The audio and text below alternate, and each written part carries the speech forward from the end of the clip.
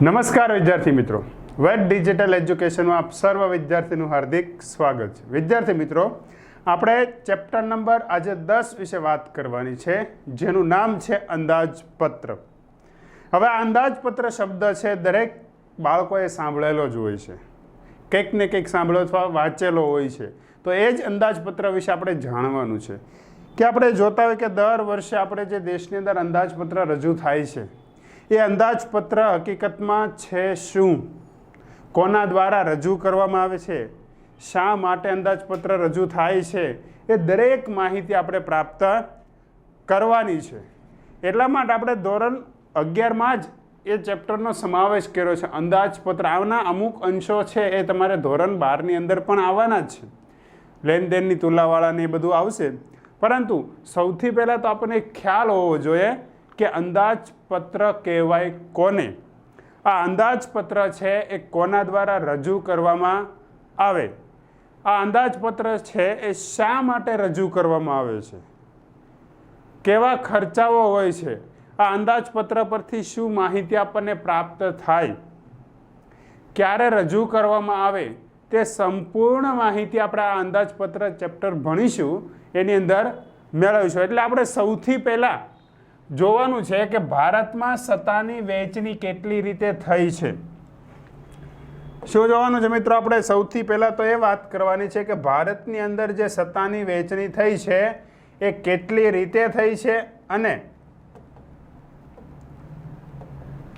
કયા કયા સ્તરની અંદર કરવામાં આવી છે, કે ભારતની અંદર જે સત્તાની વહેંચણી થયેલી છે એ કેટલા પ્રકારે થઈ છે અને કયા કયા પ્રકારે।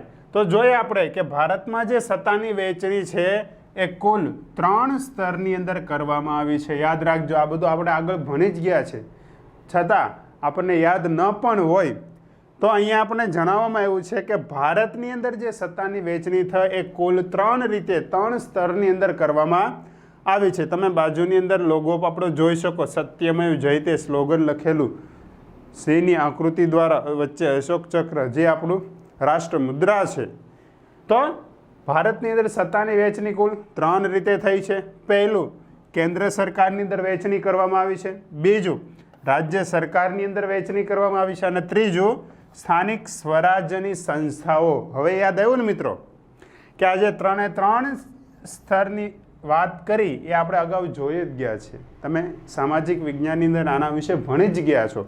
તો આપણે યાદ રાખવાનું છે કે ભારતમાં જે સત્તાની વહેંચણી થઈ એ 3 રીતે થઈ, કેન્દ્ર સરકારમાં, રાજ્ય સરકાર અને સ્થાનિક સ્વરાજ્યની સંસ્થા દ્વારા આ 3 ભાગની અંદર સત્તાની વહેંચણી કરવામાં આવી છે। આગળ વાત કરીએ મિત્રો કે સમવાય વ્યવસ્થા કોને કહેવાય। મોસ્ટ આઈએમપી સવાલ છે મિત્રો, પરીક્ષાની અંદર પૂછાય છે, સમવાય વ્યવસ્થા કોને કહેવાય। તો જોઈએ આપણે સમવાય વ્યવસ્થા કોને કહીશું। ભારતના બંધારણમાં કેન્દ્ર તથા રાજ્યએ કરવાના કાર્યો, શું કીધું કે ભારતના બંધારણની અંદર જણાવવામાં આવ્યું છે કે કેન્દ્ર હોય કે રાજ્ય હોય એને કયા કાર્યો કરવાના છે, તથા મેળવવાની આવકના સાધનોની ફાળવણી।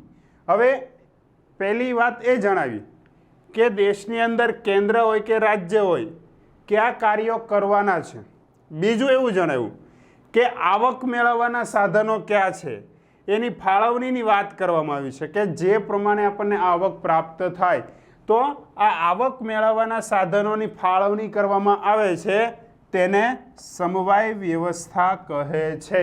તો 2 બાબત આમાં યાદ રાખવાની, એક પહેલાં તો કેન્દ્ર અને રાજ્યએ કયા કાર્યો કરવાના છે, અને બીજું જે આવક કરીને આપતા સાધનો છે એની જે ફાળવણી કરવામાં આવે છે તે।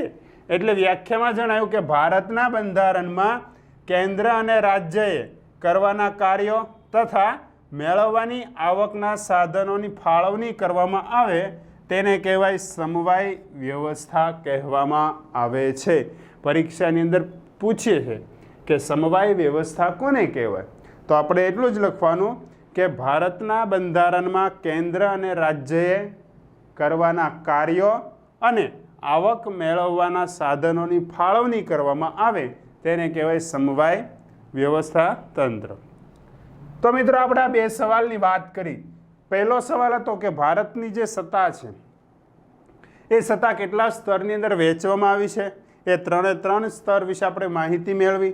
અને ત્યાર પછીનો સવાલ જો કે સમવાય વ્યવસ્થા કોને કહેવાય. આભાર વિદ્યાર્થી મિત્રો.